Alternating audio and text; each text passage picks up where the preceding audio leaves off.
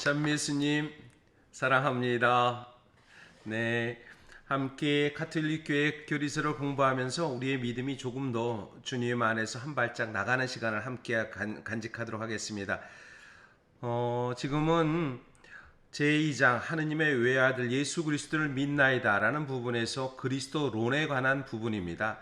모든 중심이 그리스도에 대한 부분입니다. 그래서 초대교회 때는 삼위일체이신 주님, 그리고 삼위일체의 주님을 밝히기 위해서 성모님에 대한 교리를 초대교회에서는 굉장히 중요시 여겼습니다. 그래서 하느님의 어머니로 교리를 반포된 것은 조금 서로 간에 논쟁이 있었지만 에페소 공의에서 그 교리가 반포된 이유는 바로 우리 성자 예수 그리스도께서 하느님의 아들로서 이 육신을 취했지만 그 어머니는 하느님, 왜냐하면 예수님은 참 하느님이며 참 인간이기 때문에 하느님의 어머니로 반포됩니다. 그러면서 성모님에 대한 이야기를 빼놓을 수가 없겠죠. 오늘 489항부터 함께 공부하도록 하겠습니다. 가톨릭 교회 교리서 489항입니다.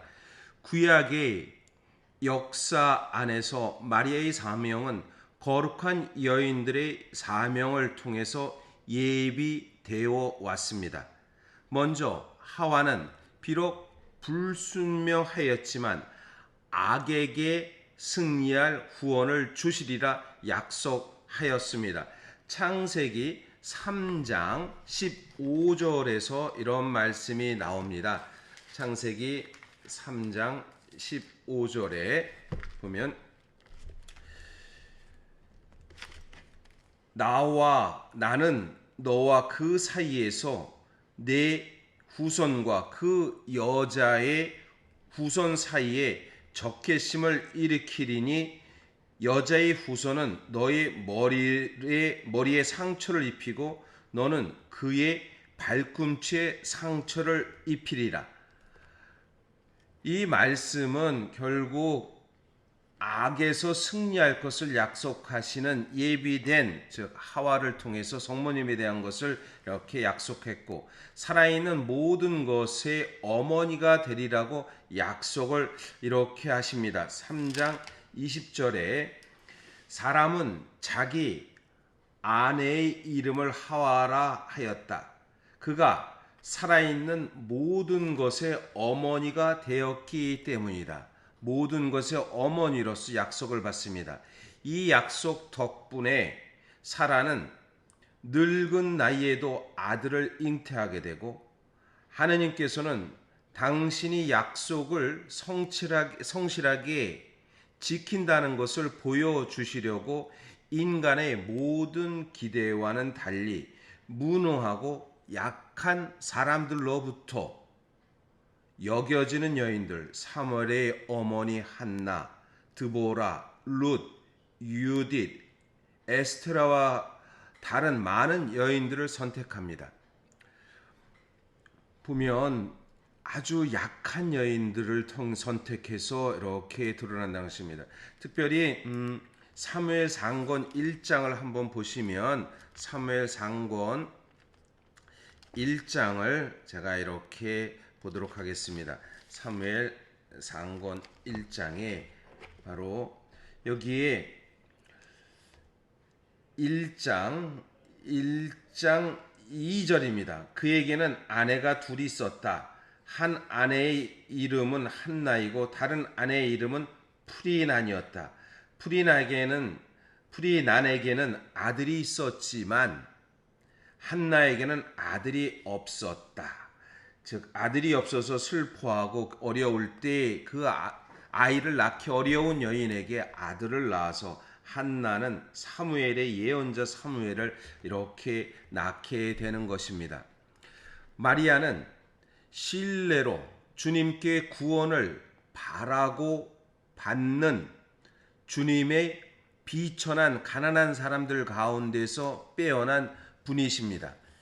약속의 오랜 기다림 뒤에 마침내 빼어난 시온의 딸인 이 여인과 더불어 때가 차고 새로운 계획이 시작되었습니다. 교회 연장 55항의 말씀입니다. 성모님께서는 그러니까 우리에게 구원의 약속이 구약에서 예언된 그 약속, 예형이라고 말하죠. 이미 그 하와를 통해서, 사라를 통해서, 한나를 통해서, 드보라를 통해서, 룻을 통해서, 에스테를 통해서 수많은 가난한 여인들과의 연결점을 찾아서 이렇게 구원의 때가 찾아온 분이 성모입니다. 마리아다라는 것을 이야기하는 것이죠. 490항입니다. 원죄 없이 잉태된 교리에 대한 것을 말씀드립니다. 마리아는 구세주의 어머니가 되기 위하여 하느님에게서 이 위대한 임무에 막가진 은혜를 받았습니다. 가브리엘 천사는 잉태를 예고하면서 은총이 가득한 이여라고 인사를 합니다. 루카복음 1장 28절의 이야기죠. 루카복음에서 다른 복음서와 달리 성모님께서 아들 예수님의 잉태한 사건은 루카복음 1장 26절에서 38절의 말씀에서 잘 드러납니다.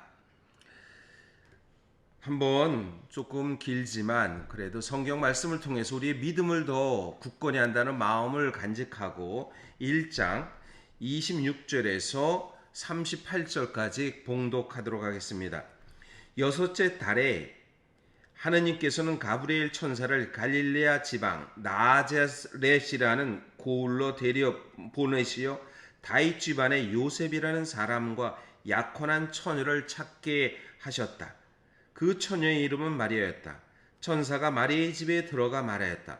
은총이 가득한 이여 기뻐하여라. 주님께서 너와 함께 계시다. 이 말에 마리아는 몹시 놀랐다. 그리고 이 인사말이 무슨 뜻인가 하고 곰곰이 생각하였다. 천사가 다시 마리아에게 말하였다. 두려워하지 마라. 마리아야, 너는 하느님의 총애를 받았다. 이제 내가 잉태하여 아들을 낳을 터니 그 이름을 예수라 하여라. 그분께서는 큰 인물이 되시고 지극히 높으신 분의 아드님이라 불리실 것이다. 주 하느님께서 그분의 조상 다윗의 왕자를 그분께 주시어 그분께서 야곱 집안을 영원히 다스리시리니 그분의 나라는 끝이 없을 것이다. 마리아가 천사에게 저는 남자를 알지 못하는데 어떻게 그런 일이 있을 수 있겠습니까? 하고 말하자 천사가 마리아에게 대답하였다. 성령께서 너에게 내리오시어 지극히 거룩하신 분 하느님의 아들이라 불릴 것이다. 내 친척 엘리사벳을 보아라. 그 늙은 나이에도 아들을 잉태하였다. 아이를 못 낳는 여자라고 불리던 그가 임신한 지 6달이 되었다. 하느님께서는 불가능한 일이 없다. 마리아는 말하였다. 보십시오. 저는 주님의 종입니다. 말씀하신 대로 저에게 이루어지기를 바랍니다. 그러자 천사는 마리아에게서 떠나갔다. 예수님의 탄생 예고에 대한 부분입니다. 마리아는 신앙으로 자신의 소명에 대하여 이렇게 응답하고 자유로운 응답을 통해서 하느님의 은총을 받게 된 것입니다. 루카복음 1장 26절에서 38절 말씀을 통해서 우리가 알 수 있듯이 가브리엘 천사는 처음에 마리아에게 부릅니다. 은총이 가득한 이여 기뻐하여라. 그러나 마리아는 여기에 대해서 몹시 놀라고 곰곰이 생각합니다. 그리고 다시 천사에는 마리아에게 말합니다. 두려워하지 마라. 너는 하느님의 은총을 총애를 받았다. 라고 얘기합니다. 그리고 또 한편 천사에게 마리아에게 대답합니다. 그러니까 천사는 3번에 거쳐서 대답하는 것이죠. 그래서 마리아에게 대답하면서 3번째는 성령이 너에게 내려오실 것이다. 그리고 하느님의 거룩한 분, 하느님의 아들이라 불릴 것이다. 그러면서 증거에 대한 이야기를 엘리사벳을 보아라. 6개월이 그 아이에는 나이가 많은데 아들을 잉태한 것을 너는 알지 않느냐. 이러고 나서 마리아는 대답하는 것입니다. 자유로운 응답이 거기에 있던 것입니다. 저는 주님의 종입니다. 말씀하신 대로 저에게 이루어지길 바랍니다. 라고 응답하는 것이죠. 마리아의 응답은 우리의 신앙과도 같은 것입니다. 그래서 우리도 늘 우리들 안에 주님의 부르심이 있고 여기서 응답을 끊임없이 할 수 있는 것, 이것이 신앙의 응답이라는 것을 다시 한번 기억했으면 좋겠습니다. 네, 오늘은 여기까지 공부하고요. 네, 오늘 또 주님 안에서 행복한 하루가 되시기를 바라겠습니다.